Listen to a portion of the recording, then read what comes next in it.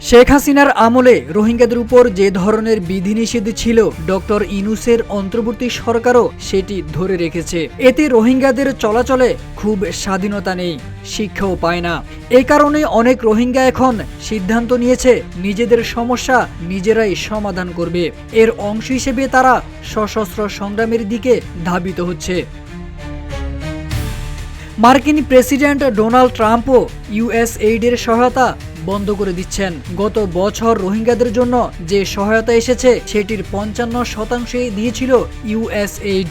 যদি এই সহায়তা বন্ধ হয়, রোহিঙ্গারা আরও আশাহীন হয়ে পড়বে। তখন তাদের মধ্যে সশস্ত্র লড়াইয়ের আকাঙ্ক্ষাও আরও বাড়তে পারে। সম্প্রতি জাতিসংঘের মহাসচিব অ্যান্তনিও গুতেরেসে শরণার্থী ক্যাম্পে গেলে তাকে উদ্দেশ্য করে বিভিন্ন প্লেকার্ড প্রদর্শন করে রোহিঙ্গারা।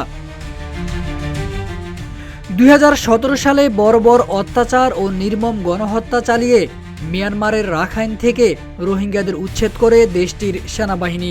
জীবন বাঁচাতে প্রায় ১০ লাখ রোহিঙ্গা বাংলাদেশে আশ্রয় নেয়। এবার নিজ মাতৃভূমিতে ফিরতে রোহিঙ্গাদের একটি অংশ সশস্ত্র যুদ্ধের প্রস্তুতি নিচ্ছে। ব্রিটিশ সংবাদ মাধ্যম দ্য ইন্ডিপেন্ডেন্ট বৃহস্পতিবার এক প্রতিবেদনে এই তথ্য জানিয়েছে। রোহিঙ্গাদের লক্ষ্য জান্তা বাহিনী ও অন্যান্য বিদ্রোহী গোষ্ঠীগুলোকে প্রতিহত করে নিজেদের ভূমি নিজেদের নিয়ন্ত্রণে নিয়ে আসা। তারা এই প্রস্তুতি দীর্ঘদিন ধরে নিচ্ছে। শত শত যুবক যুদ্ধের প্রশিক্ষণও নিচ্ছেন। 18 থেকে 20 বছর বয়সী তরুণদের টার্গেট করা হয় এই যুদ্ধের জন্য। ভোরের আলো ফোটার সঙ্গে সঙ্গে প্রশিক্ষণার্থী রোহিঙ্গাদের জাগিয়ে তোলা হয়। তাদের প্রশিক্ষণের শুরুটা হয় সাধারণ শারীরিক কসরতের মাধ্যমে। এরপর তাদের বিভিন্ন গ্রুপে ভাগ করে দেওয়া হয়। কেউ কেউ অস্ত্র ও গুলি নিয়ে প্রশিক্ষণ নিচ্ছে, কাউকে শেখানো হয় মার্শাল আর্ট। অপরদিকে গ্রুপের অন্যান্যদের প্রযুক্তিগত প্রশিক্ষণও দেওয়া হয়।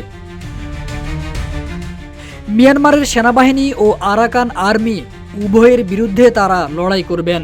প্রথমে শান্তিপূর্ণভাবে মিটমাট করার চেষ্টা করা হবে। যদি না হয় তাহলে মরার জন্য প্রস্তুত রোহিঙ্গারা।